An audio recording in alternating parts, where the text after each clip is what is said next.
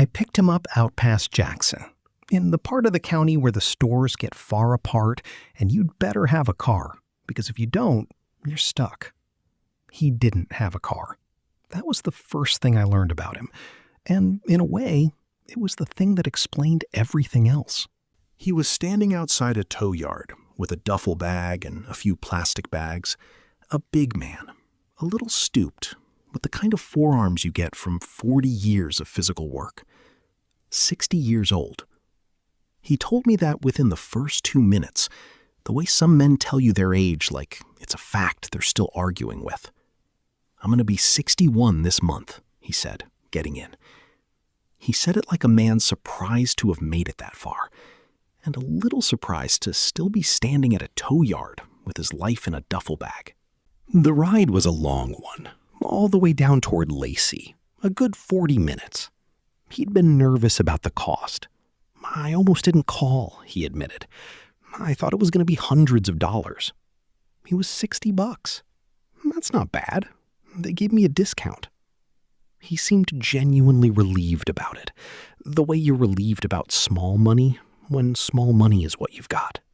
I asked him what was in Lacey, and over the next 40 minutes, Dale told me his whole life. Not because I pried, because some men, when they've been holding a lot, will set it down in the back of a stranger's car, where it's safe, where the listener will drive away and never see them again. He'd been laid off. He drove tow trucks, had for decades. Police tows, accident calls, AAA roadside, the whole business. He was good at it. You could tell from how he talked about it. But the company he'd been with for 2 years ran out of work, and the owner's son didn't like him, and the writing was on the wall. "It's best I just move on," he said. "Why stay where you're not wanted?" He said it without much bitterness, like a man who'd been moved on from places before and had learned not to take it personally. The boss, he said, hadn't been all bad. He actually let me live in a camper out back for a while, when work was good. Then work got slow and we had to go our separate ways. A man who'd been living in his employer's camper and was now heading to a motel because the camper came with the job and the job was gone. That was where he was going, a motel down in the Lacey area, $800 a month. That's cheaper than rent, he told me, and he was right. And there was something in how he said it. A man finding the bright side of an $800 a month motel room with a microwave and no kitchen. It's got air conditioning. That's what matters. And I won't be in there much anyway. I'm going to be out looking for work. He had an interview the next morning, he said. Another tow company. He always had a plan B. "I've got an interview tomorrow, and if that doesn't work, I'll do AAA. And if that doesn't work, I'll detail boats. I used to detail boats at the marinas, $1 million boats. All you need is proof of insurance. And part-time, I might drive for one of these apps. Except I don't have a car." He laughed. "That's the only problem. No car. But I'll figure it out. I always figure it out." I said, "You've thought this all the way through." He said, "When you don't have a safety net, you learn to think things through. You've got no choice. There's nobody coming to save you. So you save yourself, or you don't get saved." We drove for a minute. Then he said, "Can I tell you something? My biggest fear is being homeless. I've been working nonstop for 8 months, and I'm stressing out because I need a place. I don't want to be on the street. That's embarrassing. I've got money. I just need to land somewhere." And then he said, almost to himself, looking out the window, "I've been homeless before, though, so I know I can survive it." I said, "You've been homeless?" And he told me a story I have not been able to forget. Years ago, when he first moved down to the shore, Hurricane Katrina hit. And somehow, through the chain of bad luck that one disaster sets off in 100 places far from where it landed, Dale ended up with nowhere to live. So he went into the woods. Out near the nuclear plant in Lacey, where nobody goes, he set up a tent. He had it dialed in. Water, a way to stay warm, everything he needed. He lived back there for 6 months. And the whole time, he kept working. He'd go detail boats at the marina during the day, and he'd shower at the marina, and nobody, not one person, knew that the guy waxing their million-dollar boats was going home every night to a tent in the woods by the nuclear plant. There was a Wawa right there, he said, and he smiled at the memory. Got my coffee every morning. People used to say, "You're going to get radioactive living by that plant." I said, "Nah, the fish are fine, I'm fine. I'd rather be homeless in the summer than the winter anyway. In the summer, you don't freeze. That's a blessing when you think about it." I'd rather be homeless in the summer than the winter. That's a blessing when you think about it. I have thought about that sentence 100 times since. The mind that produces a sentence like that. A man who has been knocked down so many times that he has developed gratitude for the temperature of his homelessness. Who found, in the absolute bottom of his luck, a thing to be thankful for. At least it's summer. At least I won't freeze.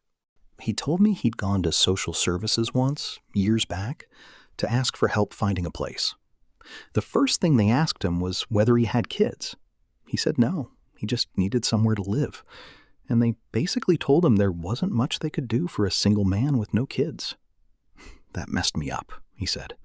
I've worked my whole life, paid taxes my whole life. And because I don't have kids, there's no help. I don't want a handout. I've never wanted a handout. I just need a hand up. There's a difference. I just need to get back on my feet. I said, there's a big difference. And you're right. Somebody who's worked his whole life and just needs to get back on his feet, that's not a handout. That's the whole point of having a society. He said, that's all I'm saying. Nobody should be homeless. Nobody. If a man's trying, if he's actually trying, he should be able to get back up. That's it. That's all I want. A chance to get back up. We got close to the motel. It was, I'll be honest, a sad-looking place. The kind of motel that exists at the edge of a town for people at the edge of their luck. But Dale looked at it like a man looking at solid ground after a long time in the water. "This'll do," he said. "Just for a month, till I land the next job. Then I'll find a real place. A room, at least. I'll be all right. I'm a survivor. You do what you've got to do." We pulled in. He gathered his duffel and his plastic bags. He paid, and he thanked me. And then he paused with his hand on the door. And he said, "Hey, thanks for talking to me. Most drivers don't.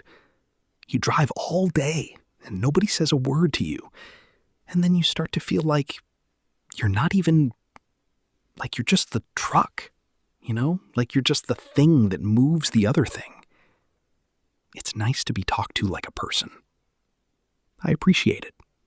Made the ride go fast." I said, "Dale, it was an honor. I mean that.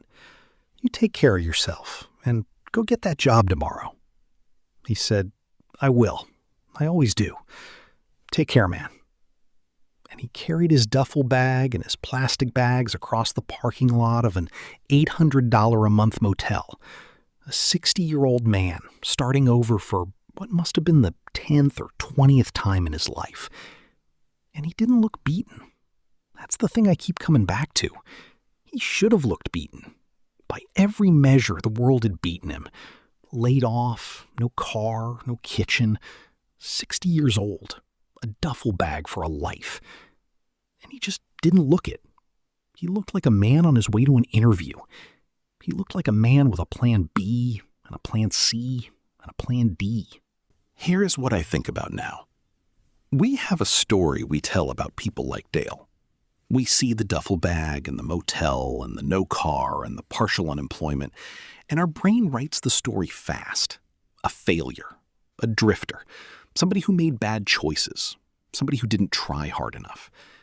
We drive past 1,000 Dales, and we feel a little sorry for them and a little superior to them, and we tell ourselves it could never be us, because we're different, because we're careful, because we have a safety net.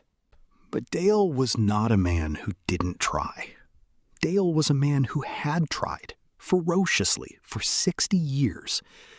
Dale had worked every job there is: tow trucks, boat detailing, body work, cabs, door to door. Dale had survived a tent in the woods for 6 months without complaining, while showing up to wax other people's yachts. Dale had more plans, more grit, more sheer refusal to quit than almost anyone I've ever had in my car. The man was not failing because he didn't try. The man was getting knocked down by a world that knocks people down, and he was getting back up every single time with a duffel bag and a plan B and gratitude that at least it was summer. I think we've got it backwards. I think the Dales of the world aren't the ones who failed at the system. I think they're the ones holding the system up from underneath, doing the hard physical jobs nobody else wants, getting moved on from camper to motel to tent and back, and asking for almost nothing. Not a handout, just a hand up, just a chance to get back on their feet. And not even getting that half the time, because they checked the wrong box, because they don't have kids, because the help isn't built for a single man who's worked his whole life. Dale said nobody should be homeless. Nobody. If a man's trying, he should be able to get back up. I think Dale's right. I think it's that simple. I think a man who has waxed $1,000 million boats and lived in a tent to do it has earned, at minimum, the dignity of a hand up when he needs one. I don't know if Dale got the job the next morning. I hope he did. I hope he's in a real place now, a room at least, with a real kitchen, working a tow truck somewhere, complaining about the owner's son, having opinions about everything, talking the ear off whatever driver picks him up next. But even if he isn't, even if he's still moving from motel to motel, I know this much. He'll be all right. He told me so, and I believe him. He's a survivor. He does what he's got to do. I just wish he didn't have to.